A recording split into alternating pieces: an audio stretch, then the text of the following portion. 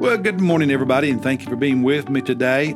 As you are opening your Bible to Genesis 11, I just want to ask everyone to be praying for a couple of things. One, this coming Sunday morning at First Baptist, our good friend Brian Hausman will be preaching, and we've planned the service to give him plenty of time to preach because I just love this man, his heart, and he always has a word from God and just encourages us, especially in our family relationship. So you be here to hear him.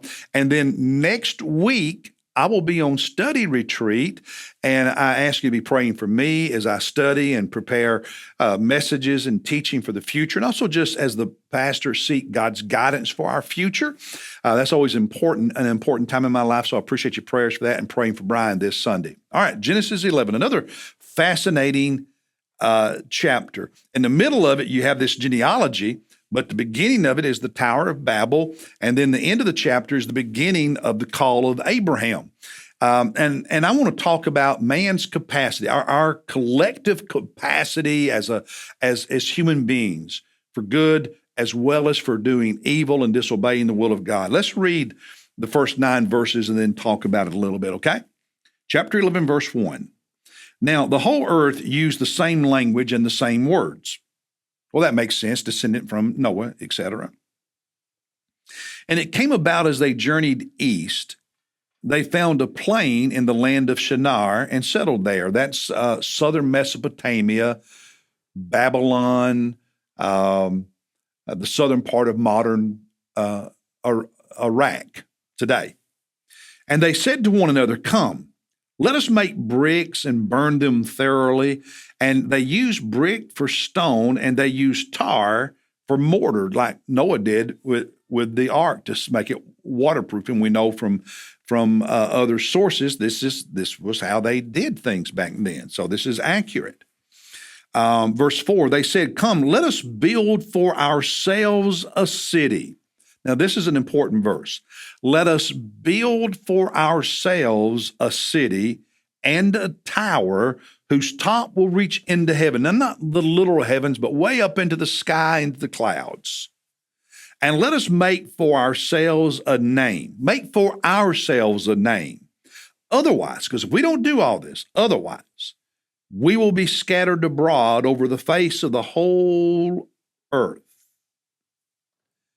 And back in the story of Noah, when they came off the boat, God had commanded them to multiply, to have children, and to spread across the earth.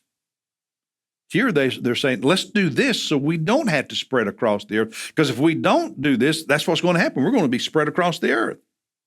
They did not want to obey God. Verse 5, "The Lord came down to see the city and the tower which the sons of men had built. And the Lord said, Behold, they are one people, and they all have the same language." Now, it's not that God has to literally come down to see it. It's just this poetic image describing God seeing what they're doing and this conversation within God, you could say. The Lord said, "Behold, they are one people, and they all have the same language." And this is what they began to do. Build a city for themselves, make a name for themselves, not obey God, not scatter, not populate the earth.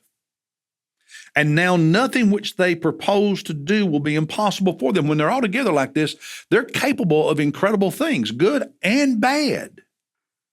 "Come, let us go down," the Godhead, the Trinity. "Let us go down there and confuse their language so that they will not understand one another's speech." And so the Lord scattered them abroad. They wouldn't obey God, so God forced them to do what they didn't want to do. Scattered them abroad from there over the face of the whole earth, and they stopped building the city. And therefore its name was called Babel, because there the Lord confused the language of the whole earth. And from there the Lord scattered them abroad over the face of the whole earth.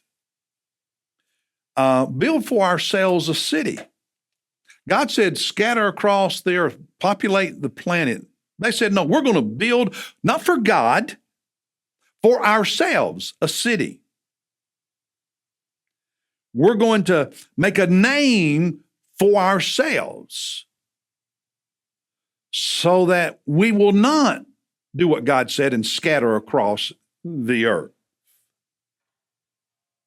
And God says when people are together, in verse 6, nothing's impossible to them. In other words, in a group, people are capable of incredible things. We know that people together are capable of incredible good, but people together are capable of incredible evil. And let's just be honest, the more people get together, the more their pride is fed. They feed one another's pride, feed one another's arrogance, feed one another's disdain for God and God's purpose and God's plan and God's will, and rebel against God and sin. Cities, there's so much that's good about cities, but there's also a lot of evil and more potential for evil in cities. So God scatters them. And he not only scatters them across there, he scatters their language. It had not been God's plan for people to speak multiple languages. They all spoke the same language, and God said spread. They didn't spread. So God said, I'm going to spread you, and now you won't even be able to communicate. God was weakening their ability to collectively do incredible evil. It's interesting, linguist. Yesterday, I think I referred to the fact that geneticists, there's an understanding today that we're all descendant from an original source. Well, linguists today say that all languages originated from an original language. It's interesting. Well, yeah, that's what God says. Said it before there are any of these modern studies. Individually, we have a tendency toward pride and sin. You put us all together, the temptation for those tendencies only increase. It's one of the reasons, there's historical reasons, philosophical reasons, but this is also one of the reasons, our capacity for evil when we get together. That I am thankful in America, we as a nation are a republic instead of a pure democracy. And we are a democratic society, but we're not a pure democracy where everything is decided by majority vote. We are a republic, which means there is representation. And that is a good thing. I know a lot of our younger generation, because they don't know our history, don't understand this. But it's a good thing.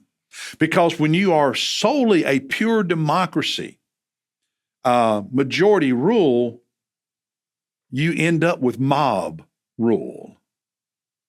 And the rights of the minority tend to get trampled.